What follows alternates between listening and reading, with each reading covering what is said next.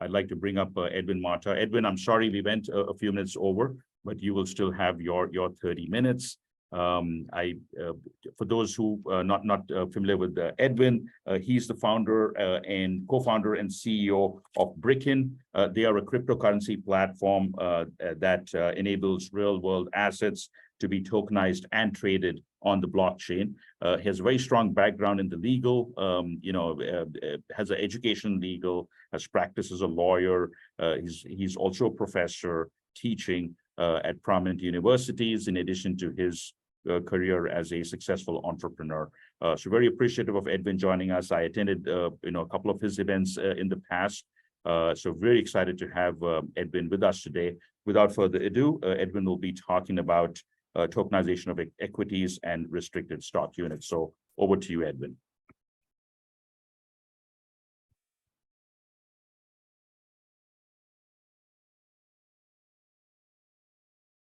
Oh, that'd be. Oh, there we go. Okay, there you are. Yeah, okay.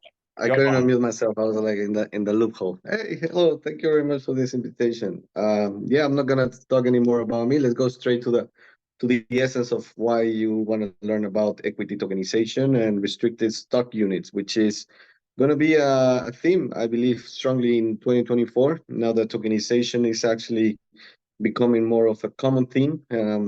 And basically, let me share my screen so we can begin right away, as we're a little bit late.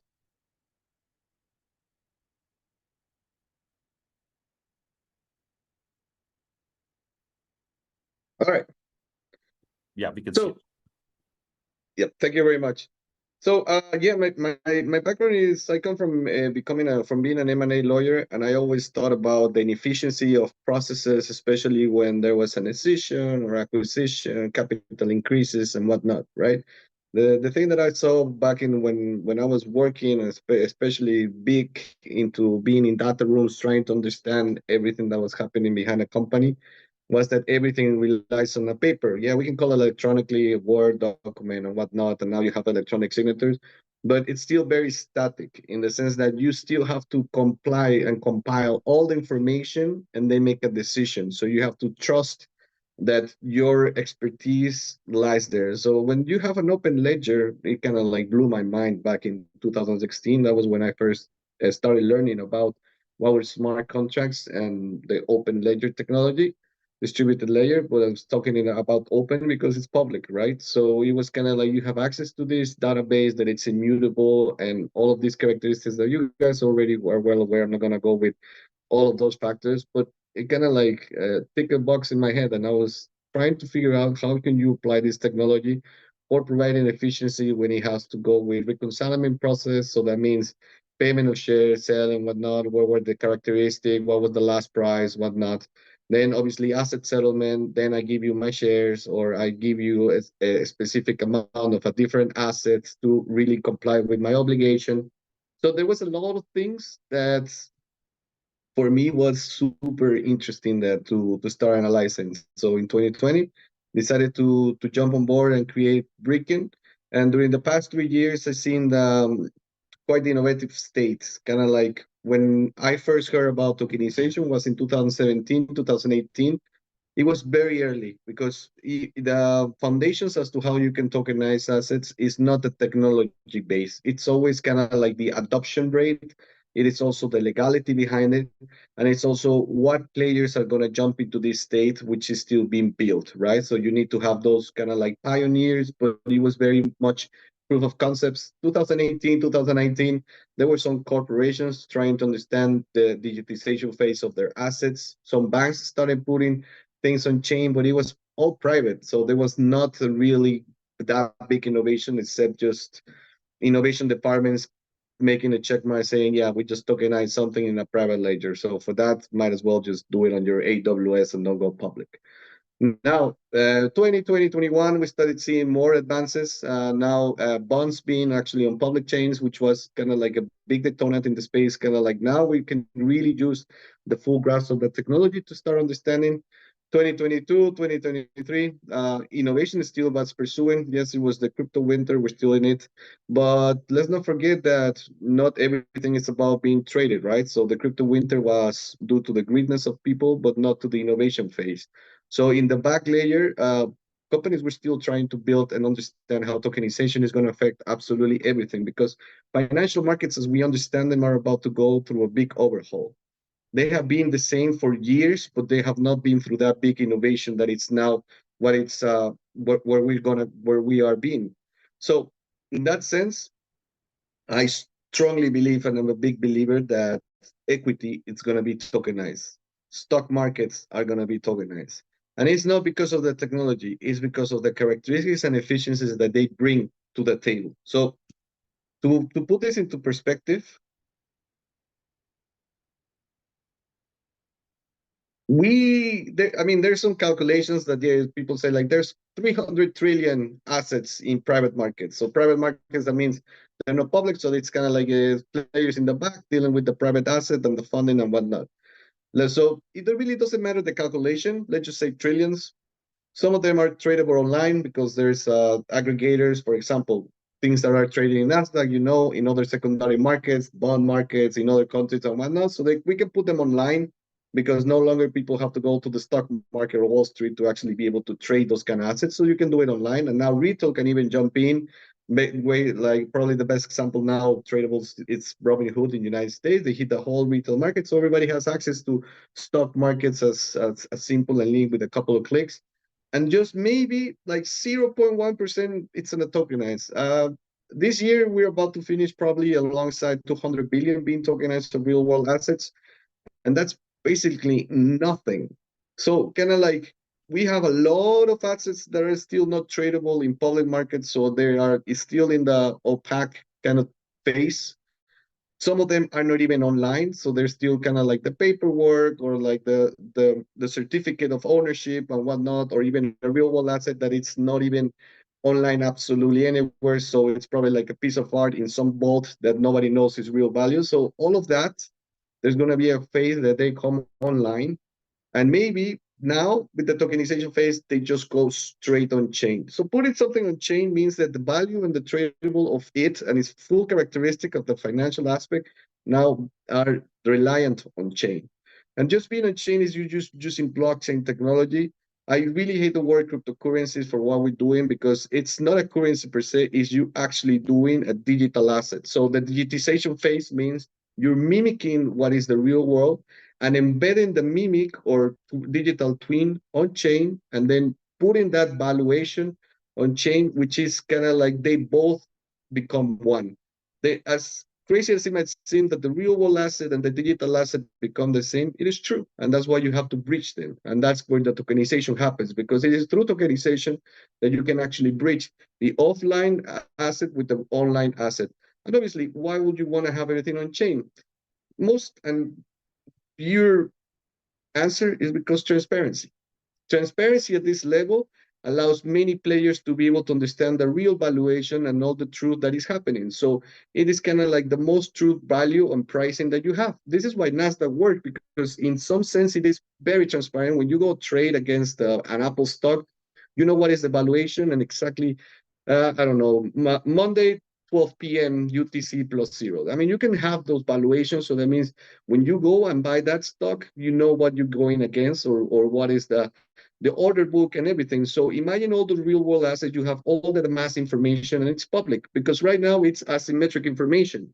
Retail players don't necessarily have the same information as an institutional. So that's kind of like a deviation, because you go and play against a market where you don't have all the full information, don't have all the tools to be able to trade at the same amount or with the same possibilities of win than certain other players. So that's an asymmetry in the market. And now blockchain is what it brings. And that's why cryptocurrencies went crazy, because it was a lot of retail money jumping into a new market where they had all the information and all the possibility to be trading against big players. So that kind of created the whole boom. And now, how can we leverage this for the real world assets? Well, basically tokenizing and bringing assets on chain. So this is kind of like the big factor. Now, here, interesting, right? Because even though we're still talking about embedding things on chain, we have to acknowledge that right now the biggest tester for this market is not the retail yet, it's corporations. So we're starting to see banks allocating their bonds. We're starting to see big corporations tokenizing their equity. We're starting to see all of these big institutions using blockchain technology, but using and amassing it for a big thing. And then we have to understand why is that happening. It's just because the financial sector is about to go the overhaul, and this is a great opportunity. And one of the things that is happening is because it's economically efficient. There's a lot of fees and a lot of payments when you have to handle assets and you want to make them tradable or you want to make it saleable to third parties. And suddenly everything can become with a couple of clicks, you can automate a lot of things that you want it to happen, and basically that just becomes efficient. So every time we bring technology into our daily lives, it's because we want to be efficient. We want to optimize because that's reductions. Cost reduction, what does it mean? More earnings. So it's not because they want to be full transparent. It's just that the characteristics of the blockchain, the liquidity, meaning more players can jump in easily to be jumping across jurisdictions worldwide, 24/7. That provides liquidity, transparency because it's immutable. Everything happens on a ledger, so everybody can verify what happened at the exact point of time. It's efficient just because of how it is built, accessible just because it is so transparent, accessible, and liquid that just anybody can jump in at any time. And one of the biggest and most beautiful thing is real time. We don't longer have to establish and look back into the past. We can always have the information that we want at the exact point of time and let us know what is happening with an asset. So regardless of what kind of asset, the real-time efficiency is what all of this is kind of like we have an open market of new things that are happening. So we have to understand now the parallelism between what is external and internal. So tokenization, we've been talking about a lot of the external thing because that's a company digitizing its assets to put it up to sell for third parties. So they can tokenize their equity. That's it. They go investors. They can tokenize debt. So that means a company wants to acquire money from the market to be able to deploy, buy, or whatever they want to do, or just perform their USP, their unique selling point, right? Bonds, obviously, we're starting to see state-owned bonds trying to be tokenized. Treasury bonds, it's going to be a huge thing.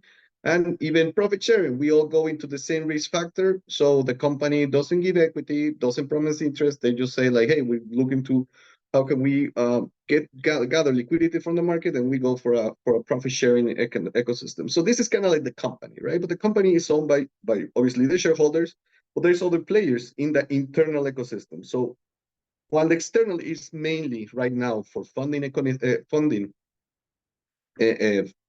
characteristic or trying to bring the efficiency of trading, secondary trading, or bringing new players into their ecosystem, that's an external factor.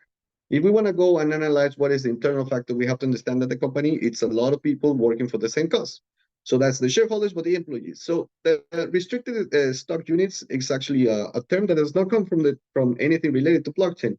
It's super common in the United States. In Europe, it's a little bit less, but you want to have the loyalty. Let's call it like that, which is you want to really have the best experts, employees working alongside for the project to be developed. So what you want to give them, you have possibilities to give them phantom shares. You want to give them shares that are locked under certain time frames, under certain milestones. You want to have them accessible, but internally it's still a contract.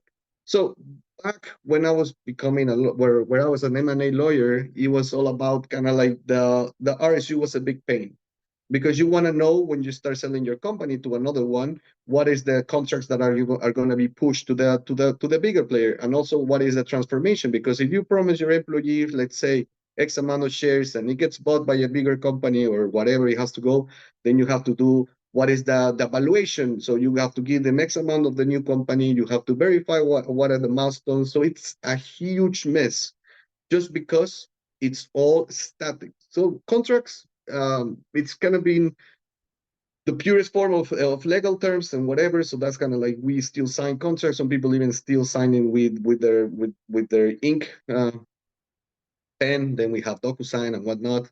But still, the clause and execution of it is very static. So we still have to review the contract. We still have to acknowledge the factors that are behind the contract before they get executed. So when we started with restricted stock units, it's very still slow and inefficient. Because even for employees, imagine like the company, with the asymmetry of information, the company owns all the information and understand and probably has the powerhouse to even have an internal legal department or access to external legal departments. But the employee, we have to acknowledge that it's still our retail in the mid market, right? So they're the ones that have the inefficient information and probably the inefficient access to the same possibilities as the company. So many employees don't even go and execute their clauses how they are, or they don't understand when is the mechanism going to be unlocked. They don't even understand now that they receive an asset, how they're going to get taxed against it. So there's a lot of things that are inefficient just because of the opaqueness or just because of the access to information. It's still very rudimentary. So based on that, just trying to optimize kind of like these factors. So we understand that the tokenization of the markets is going to happen. So that means financial instruments are being integrated on the chain, and that means all these factors, equity, bonds, whatever, because big players are jumping in. So there's a lot of information happening and access to information and tokenization. It's about to go wild in 2024. There's no doubt. But what happens internally? Companies have the possibility of acknowledging that the same framework that you're using externally, they can use it internally. And it's not because you want to have a different game with your employees. You actually want to provide them with a bigger incentive, because you know that right now, what is one of the biggest things that blockchain brings is full ownership, right? It's in my wallet, it's my ownership. I don't have an intermediary. I don't have to call my bank to get my money. I don't have to call my broker to get my piece of art. What I have in my wallet is still mine. So if you bring that to the employee level, we can really acknowledge that then going to be an efficiency right now, because the employee is going to feel even more committed to the company, because whatever is stated in that contract, then really it stays in their wallet, or they have access to execute, and they don't have to call and send an email to legal at whatever saying, hey, I think my contract is due. When am I going to get my shares? And then the legal department goes to the finances like, is that, clause wise, it's already been executable. Should we transfer the shares? And then the finance goes to whoever has to go and say like, hey, this person wants to execute the shares. What is the valuation? What are we doing now? So all of that is days and days and days of work. So what we're trying to also bring here in the tokenization, and I'm a big believer that this is going to be super efficient for employees in that sense, for companies to deal with the employees and give them the bonus that they deserve for building with them. It's kind of like you have the company who has employees, you have an agreement, you have some terms, and you have clauses that needs to be executed. So there's various ones. There's milestones, there's time base, there's whatever you want to put for the employee. That can be tokenized. Kind of like that execution logic, you tokenize it. So that means that the employee not only has the paper document, but also has access to the equivalent of the shares, and that's still kind of like what you embed in the token. For me, tokens in the digital asset, they can also become contracts, because they comply with the three legs of being in a contract. So that means there's consent between the parties, there's a cost for the contract, and there's an object that it's the one that caused the contract to be executable. So if you embed all of that into a digital asset, then the digital asset can itself become a contract. So what I'm trying to hear for you to understand is that when you give your employees a digital asset and the logic is inside the digital asset, then they already can execute the contract by themselves. So no longer that they have to go to the pain if they comply with the terms that are already pre-acknowledged and said that between the employer and the employee, then they don't need to go again to the company and say like, I want to execute this. They can go against the mother contract or the factory or whatever you want to call it and say like, you know what, I've been here for 2 years. You gave me those digital assets. Now I'm going to go against the contract and claim, because now I can become a shareholder. And this is kind of like, you give them the empowerment and possibility for them to do it, but also you become efficient because you don't have to go into all of this rodeo for execution of certain clauses when employees actually become, or they should become, part of your cap table. I'm just giving an example. With phantom shares, it could be the same. The valuation of the real shares can also, if the real shares are actually in tokens of digital assets, then you can create a graph mechanism. So you can create that phantom shares mimic and say like, what happens with the I don't know, let's say RSU, then what happens with that WRSU, the graph mechanism, they become equivalent. So that way also the employee feels like they have the ownership and the right to do whatever they want, because they are in full control of what you promise them. It's no longer a contract where employees might lack the full information or have access to really legal firms or lawyers who can help them understand what they're signing or how to execution. Now you allow them to do it electronically and digital and in efficient ways. So that's kind of like how you can fulfill the promises, the contracts as well, and then give your empowerment to your employees for them to really become part of what you're trying to build, which is actually beneficial for all parties involved. The company becomes efficient, the employee understands, and it becomes at the same level of execution that you as a company pursue, and both of them being in the same ecosystem can only become positive. So while the financial market is getting tokenized internally, the company itself can also become tokenized. So this is kind of like why it kind of like creating frameworks. So externally, you do have a tokenization of your equity or your debt or whatever. That's the tokenization. You digitize something that is a real world asset. You can use it for funding, and then internally you can also go for the tokenization, which can generate trust. And all of this is why would I tokenize an asset? Because it makes the company efficient at so many levels that you don't even have to spend time on things that are as dumb and inefficient as checking.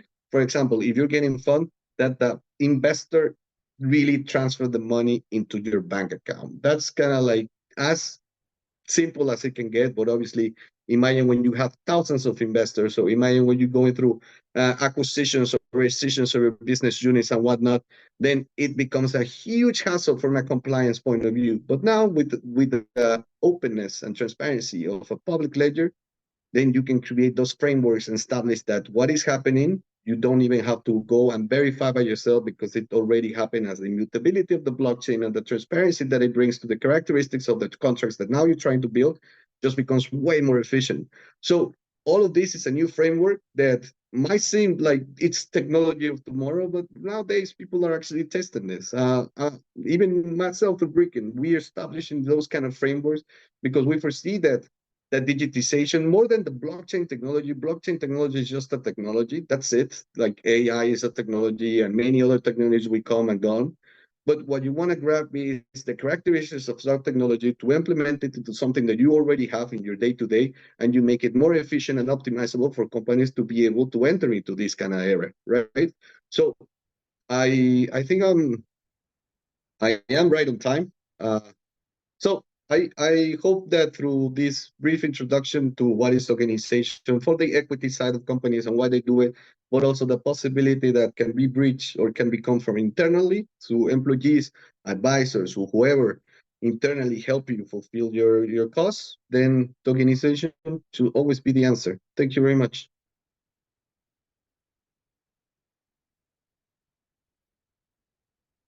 Edwin, that was very, very powerful presentation, and you packed so much in a relatively short time. So greatly appreciate that. And you live and breathe this stuff, and we could tell, we could hear the music.